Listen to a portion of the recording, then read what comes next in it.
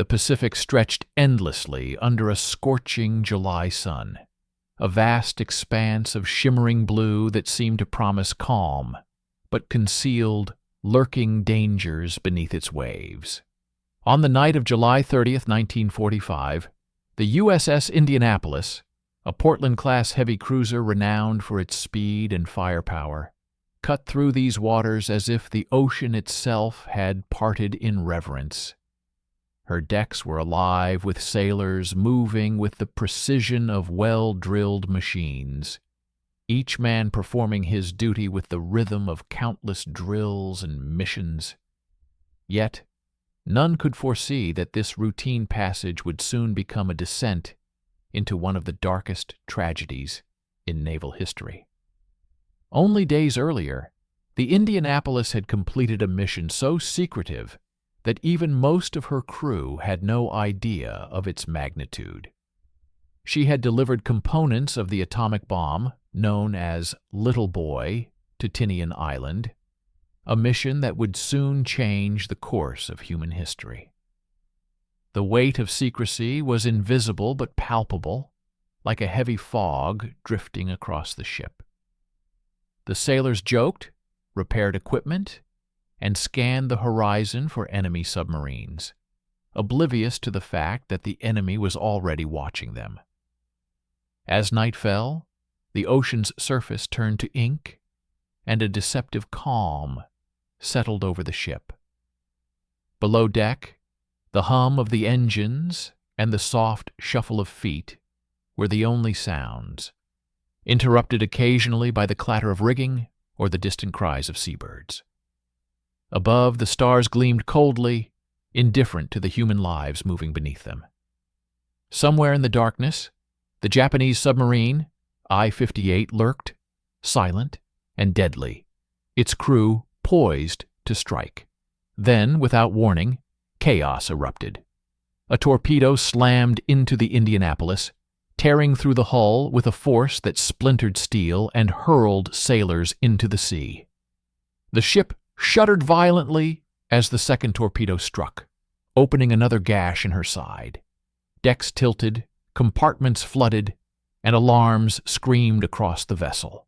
Men clung desperately to railings, life jackets, and whatever debris they could grab, their faces etched with disbelief and terror. The waters around the Indianapolis became a living nightmare.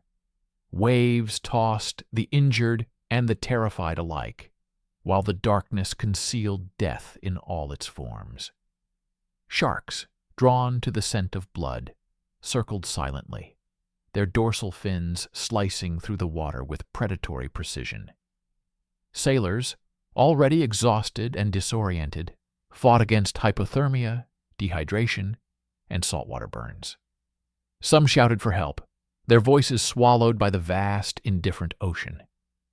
Others prayed silently, their fear almost paralyzing, their hope waning with every passing hour. Yet perhaps the most haunting aspect of this disaster was the cruel silence that followed. The Indianapolis had disappeared from the radar of the Navy. No rescue ships were dispatched immediately. For days, the survivors drifted in a hellish limbo, their numbers dwindling as the relentless sea and its predators claimed one life after another. Letters they had written, thoughts of loved ones, and dreams of returning home became ghostly fragments lost to the waves. The question that haunts historians, and indeed anyone who learns of this tragedy, is simple yet profound. How could such a powerful and experienced crew fall victim to the ocean in such overwhelming numbers?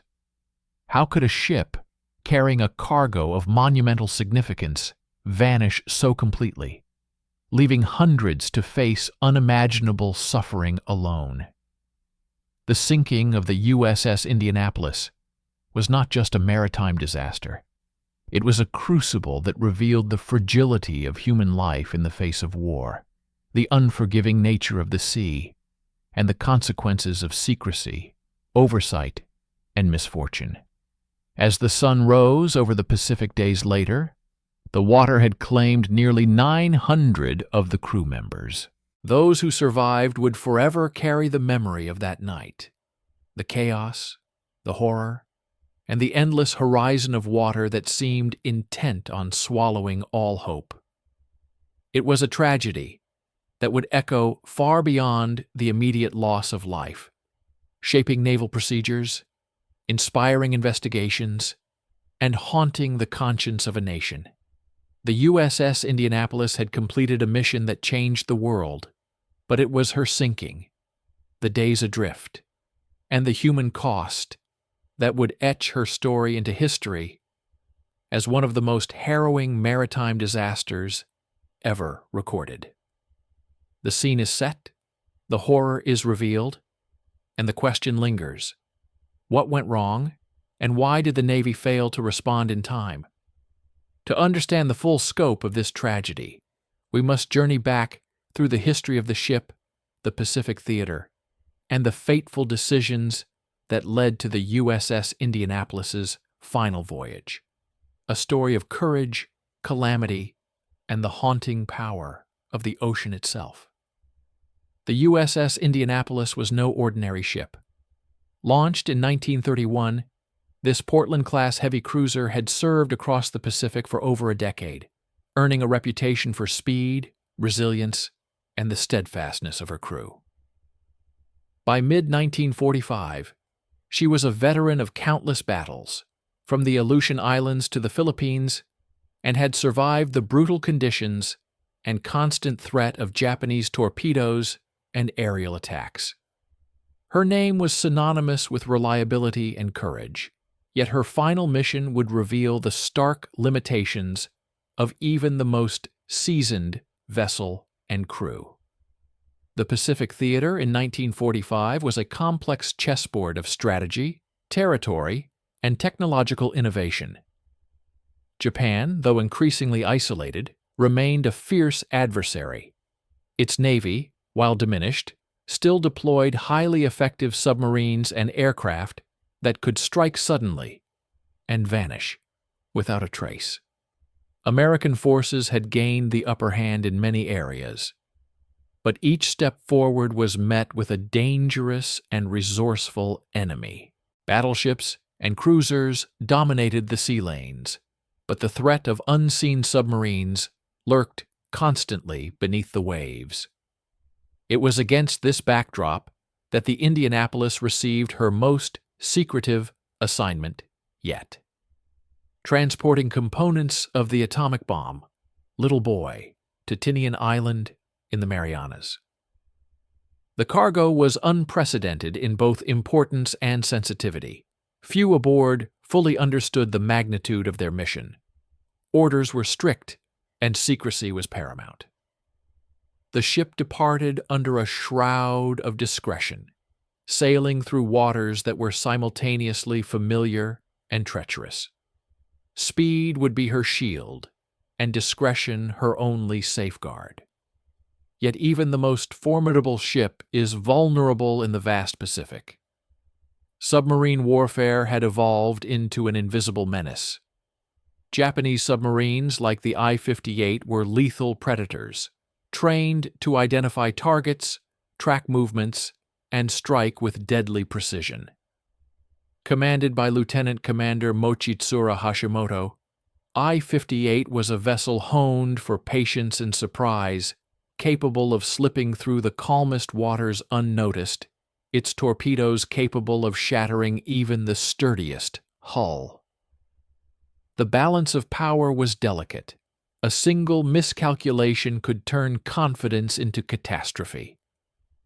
Meanwhile, the sailors aboard the Indianapolis continued their routines, unaware of the lurking threat.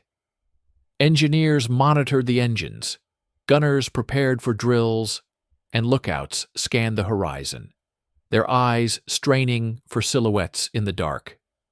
The ship's anti-submarine defenses were limited, a vulnerability the crew accepted as part of naval life. Experience had taught them the risks, yet no training could fully prepare them for the disaster that awaited. Even seasoned officers understood the tension between duty and danger, the invisible line where routine ends and survival begins. The technology of war added layers of complexity. Radar was still in its infancy, sonar had limitations, and communication protocols sometimes failed when coordination was most needed. Aircraft carriers projected power across hundreds of miles, but in the quiet stretches of open water, a single submarine could dictate the terms of engagement. The Indianapolis relied on her speed, maneuverability, and the discipline of her crew to navigate this environment. Yet, as history would prove, these advantages were not infallible. It is also vital to understand the human element. The crew, numbering over 1,100 men, was composed of sailors from across the United States. Many had endured years of combat, loss, and the relentless stress of life at sea. Their courage was unquestionable, but the psychological weight of secrecy added unseen strain. Each sailor carried the knowledge, or lack thereof, that their ship's mission was critical, a fact that heightened both pride and tension. The sea could be their ally, but it could just as easily become a merciless adversary. The Indianapolis's voyage was a confluence of meticulous planning, human courage, and unseen peril. The ship moved through a theater shaped by strategy, technology, and chance, where a single misstep could unravel even the most carefully laid plans. The Pacific was not merely a backdrop, it was an active participant, its vastness concealing both opportunity and danger. In this context, the final voyage of the Indianapolis was more than a delivery mission. It was a test of human ingenuity, discipline, and the limits of endurance in the face of overwhelming uncertainty. As the cruiser sailed toward Tinian, the stage was set for a chain of events that would shock the world. The combination of secrecy, speed, and underestimation of the lurking enemy created a fragile balance, one that would be shattered in mere hours. The Indianapolis's story, while rooted in heroism and duty, was also shaped by the relentless and unpredictable nature of the Pacific, a force as formidable as any human adversary. The night of July 30th, 1945, began like any other patrol at sea, quiet, routine, yet filled with the ever-present tension that defines life aboard a warship. Below the stars, the USS Indianapolis glided through the dark Pacific waters, unaware that unseen danger was stalking her. The Japanese submarine I-58, hidden beneath the waves, had been trailing the cruiser, waiting for the perfect moment. What unfolded next would become one of the most horrifying episodes in naval history. At precisely 00:14, the first torpedo struck. The impact was immediate and devastating. Steel screamed as the hull twisted and splintered, flooding compartments within seconds. Sailors on deck were thrown off their feet, some into the raging sea, others pinned under collapsing equipment. Chaos erupted across the vessel. Alarms blared, and men shouted, struggling to comprehend the sudden, incomprehensible disaster. Panic collided with discipline. Some performed their duties with practiced efficiency, trying to launch lifeboats and deploy rafts, while others scrambled blindly, fear and adrenaline driving irrational decisions. The second torpedo struck moments later, widening the gash in the hull and sealing the fate of the ship.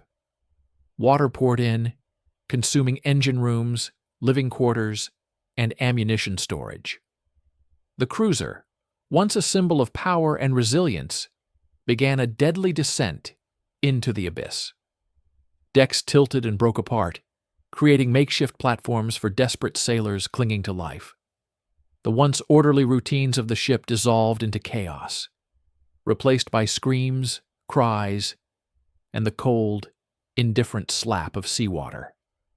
Survival became a raw, elemental struggle.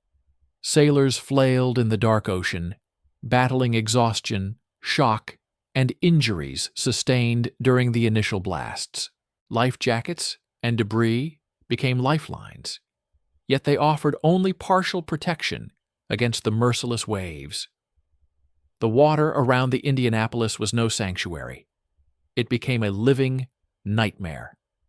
Sharks, drawn by blood and motion, circled with patient menace, turning terror into a tangible predator stalking every flailing arm. Sailors recounted later that each moment felt like a lifetime, each wave a potential grave. The psychological toll was profound. Men who had faced enemy fire, aerial bombardments, and the hazards of combat felt utterly powerless in the vast, uncaring ocean. Hypothermia, dehydration, and saltwater sores compounded the injuries inflicted by the torpedoes and wreckage. Daylight offered no reprieve. The relentless sun burned skin already salt-crusted and blistered, while the vast horizon offered no hint of rescue. Isolation became an enemy as formidable as the ocean itself, a creeping dread that gnawed at the mind, leaving many in despair.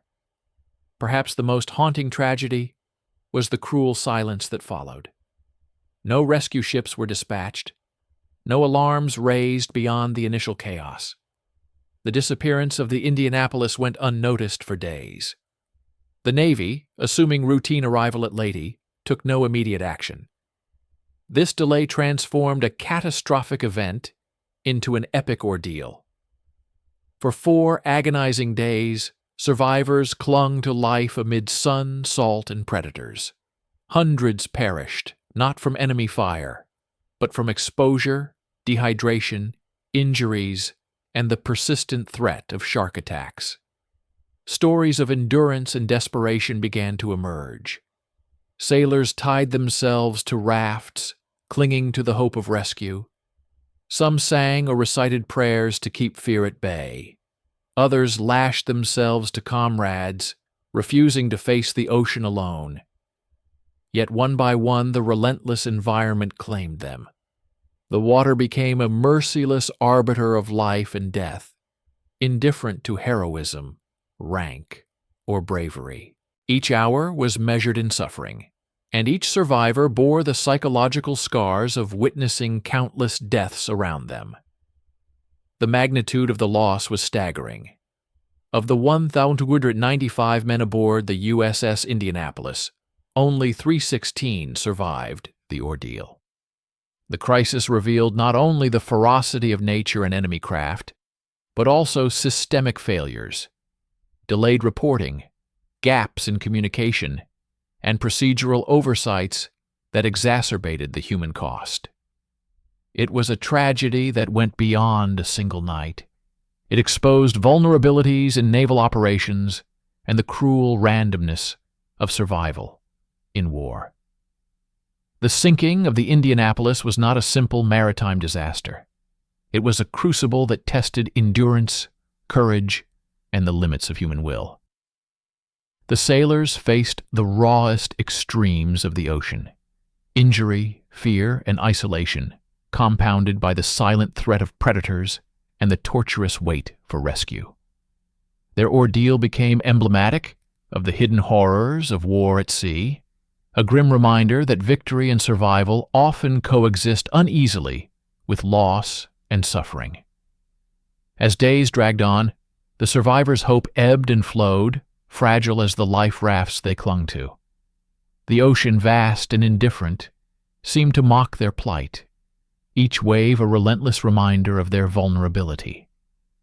In these moments, the human spirit was tested as never before. Courage, ingenuity, and sheer will became the tools of survival. The story of the USS Indianapolis had entered its darkest chapter, one defined not by battle formations or strategy, but by desperation, endurance, and the unyielding forces of nature and fate. As the first light of dawn broke over the vast Pacific, the aftermath of the Indianapolis's sinking became painfully clear. Scattered survivors clung to life in a waterlogged expanse that stretched as far as the eye could see. Yet the Navy, unaware that a disaster had struck, continued routine operations, assuming the ship had reached Leyte on schedule. The absence of immediate rescue was not due to negligence alone, but rather a combination of secrecy, procedural lapses, and the chaotic demands of a war-torn Pacific. It was only when a routine patrol aircraft on a standard reconnaissance mission spotted the survivors 4 days later that the magnitude of the catastrophe was revealed. From the air, the sight was staggering. Hundreds of tiny figures, barely visible against the expanse of ocean, some clinging to rafts, others floating hopelessly. The Navy scrambled vessels and aircraft, initiating one of the largest search and rescue operations in its history. The immediate challenge was immense.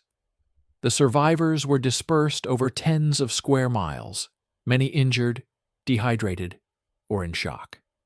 Every second mattered. On the decks of rescue ships, sailors and medics prepared for an operation that was equal parts medical triage, logistics, and raw endurance.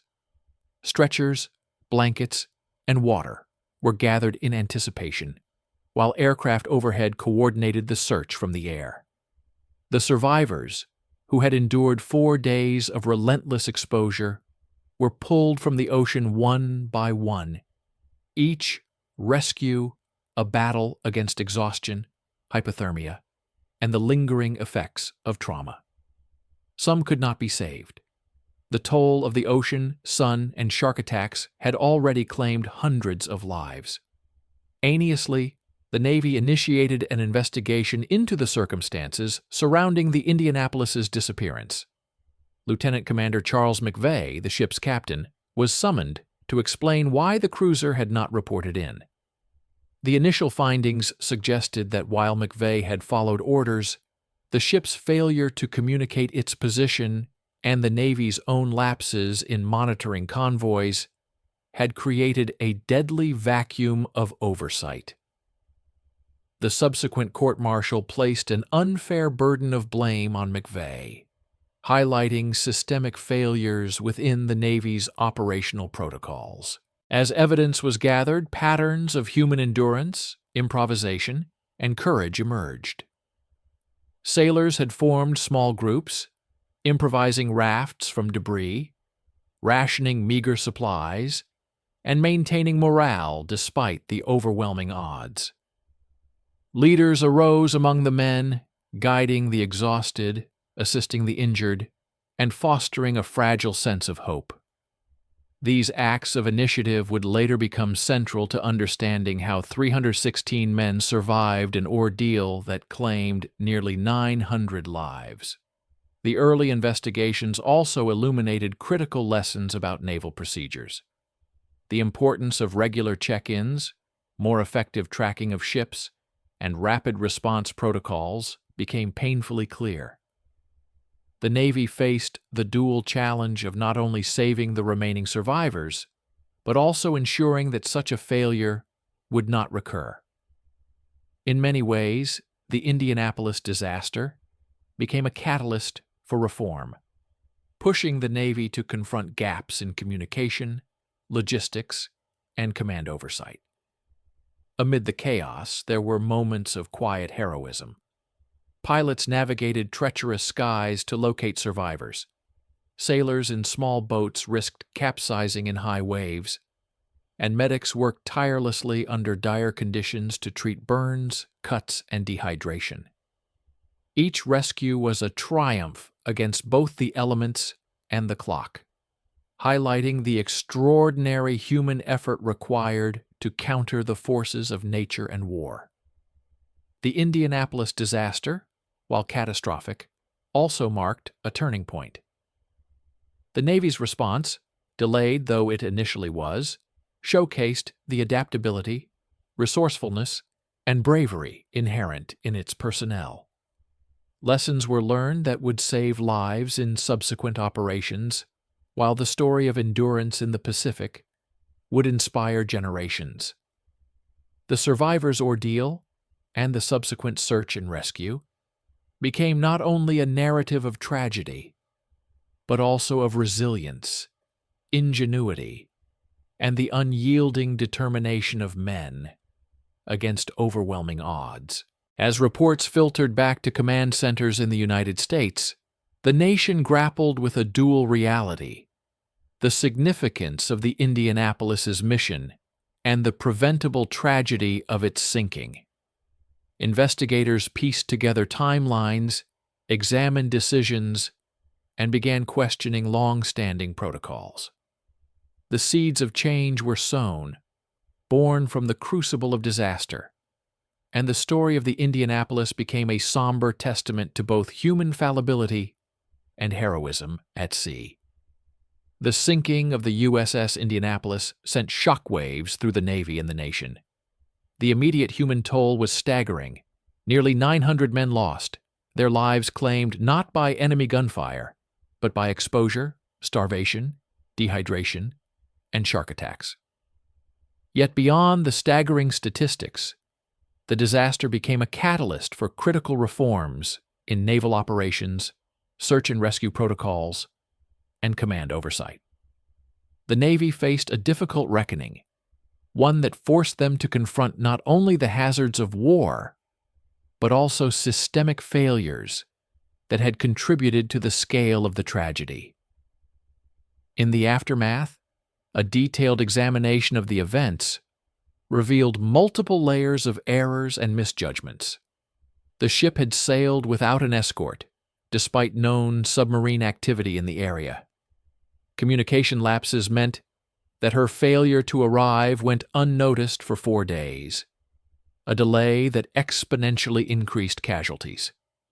Furthermore, the procedures for reporting missing vessels were inadequate, exposing vulnerabilities that could have been exploited elsewhere in the Pacific theater. These failures highlighted a painful truth: even the most disciplined forces are vulnerable when procedures are incomplete or disregarded. Yet amid the tragedy, stories of heroism and endurance emerged.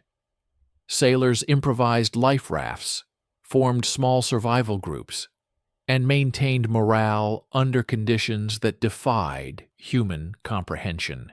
Leaders naturally arose, guiding others to share limited resources and provide comfort amid despair. These acts of courage and ingenuity exemplified the indomitable human spirit. The 316 survivors bore witness not only to death and destruction, but also to the extraordinary capacity for resilience in the face of overwhelming adversity. The Navy also faced the controversial trial of Lieutenant Commander Charles McVay, the Indianapolis's captain. Though evidence later suggested systemic failures were largely responsible for the tragedy, McVay was court-martialed for failing to zigzag, a maneuver designed to evade submarine attack.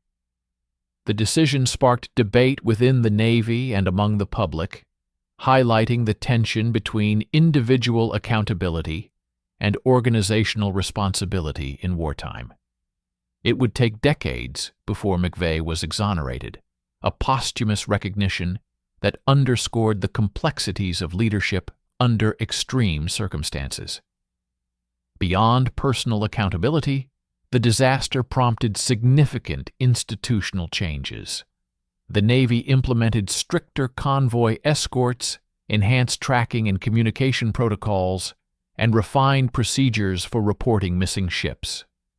Search and rescue operations became more coordinated and rapid, reflecting lessons painfully learned from the Indianapolis tragedy. The ship's loss underscored that even a single failure in protocol could result in catastrophic consequences, influencing naval doctrine long after World War II ended. The psychological impact on survivors was profound and enduring. Many carried the trauma of days adrift at sea for the rest of their lives, vivid memories of comrades lost, the constant threat of sharks, the scorching sun, and the cold nights on improvised rafts. Memorials and oral histories would later preserve these experiences, ensuring that the sacrifices and suffering of the crew were not forgotten. Their stories became a crucial part of understanding not only the disaster itself, but also the human cost of secrecy, miscommunication, and procedural oversight in wartime operations. Ironically, the Indianapolis's mission, delivering components of the atomic bomb to Tinian, was instrumental in ending the war. Its success in that objective helped bring Japan to surrender, altering the course of history.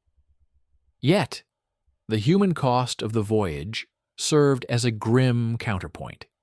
Strategic victories often come at extraordinary personal sacrifices. The duality of triumph and tragedy in the story of the Indianapolis offers a sobering lesson on the unpredictable and often cruel nature of war. Ultimately, the sinking and its aftermath reinforced the importance of vigilance, communication, and accountability. Lessons learned from the Indianapolis informed future naval operations, emphasizing not only tactical and logistical efficiency, but also the imperative of safeguarding human life. The tragedy remains a cautionary tale, a reminder that even amidst victory, the cost of oversight, delay, and misjudgment can be devastating. In the legacy of the USS Indianapolis, the Navy found both sorrow and wisdom, victories and lessons, shaping the principles that govern maritime operations to this day. The story of the USS Indianapolis did not end with the final rescue of its survivors. For the men who endured the 4 harrowing days adrift in the Pacific, the memory of those events lingered for the rest of their lives. The horrors of exposure, dehydration, shark attacks, and the overwhelming loss of comrades were seared into their minds, a permanent reminder of how fragile human life can be in the face of nature and war. Yet, alongside the trauma, there was also an enduring sense of pride in the courage, ingenuity, and solidarity that allowed so many to survive against impossible odds.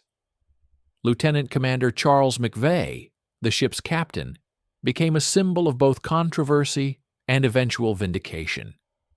Initially blamed for failing to take evasive maneuvers, McVeigh endured the burden of guilt imposed by a flawed system.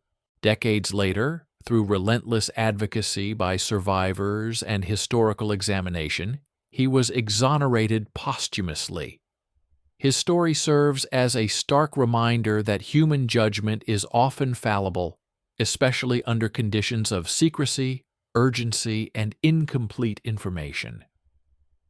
Leadership in war is a complex tapestry, woven from duty, courage, and the unpredictable nature of circumstance. The Navy, too, carried lessons from the tragedy. Policies were overhauled, communications tightened, convoy protection improved, and search and rescue protocols enhanced.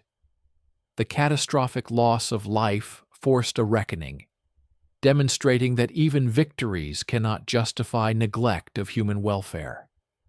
The Indianapolis became a symbol of both caution and reverence, a case study in the interplay of strategic necessity, human error, and environmental peril.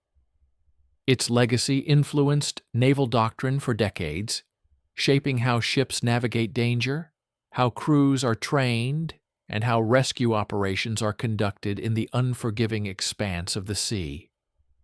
Yet beyond policy and procedure, the human element remains at the heart of this story. Ordinary sailors became heroes in extraordinary circumstances. Men who improvised rafts, shared meager rations, and comforted the injured demonstrated a quiet heroism that history must remember. Courage, in this context, was not measured in victories over an enemy, but in the endurance of suffering, the ability to act with compassion under duress, and the determination to survive when hope seemed impossible. Their ordeal encapsulates a timeless truth. Heroism is often found not on the battlefield of strategy, but in the raw struggle against nature and circumstance. The tragedy also cast a long shadow over the broader narrative of the Pacific War. The USS Indianapolis had carried the components of the atomic bomb to Tinian, enabling a mission that contributed to the war's end. The juxtaposition is stark. A ship that delivered the means to end a global conflict also became the stage for an unimaginable human catastrophe. History remembers the strategic triumph, but the human cost resonates with equal, if not greater, force. It is in this tension that the story finds its enduring power, highlighting the price of war in lives, resilience, and ethical responsibility. Philosophically, the sinking of the Indianapolis confronts us with fundamental questions about risk, courage, and the human spirit. How much responsibility falls on individuals, and how much is borne by systems and institutions? What is the cost of secrecy, and how do ordinary people navigate extraordinary circumstances? The survivor's ordeal teaches that human ingenuity, solidarity, and sheer will can endure even against the harshest trials. Yet it also serves as a sober reminder that failure, oversight, and miscommunication can turn moments of duty into tragedies of monumental scale. As the Pacific stretches endlessly today, the memory of the USS Indianapolis endures like a silent, watchful presence. It is a testament to bravery, a cautionary tale of systemic failure, and a reflection on the fragility and resilience of human life. Those who perished and those who survived continue to teach future generations about the fine balance between strategy and humanity, between duty and care, between action and consequence. In the end, the story of the Indianapolis resonates far beyond its historical moment. It is a meditation on courage under duress, the cost of innovation and secrecy, and the enduring power of the human spirit. And as the ocean continues to lap endlessly against the horizon, the legacy of that ship whispers across time that bravery, ingenuity, and compassion are the true measure of humanity, even when faced with the most relentless forces of nature and history.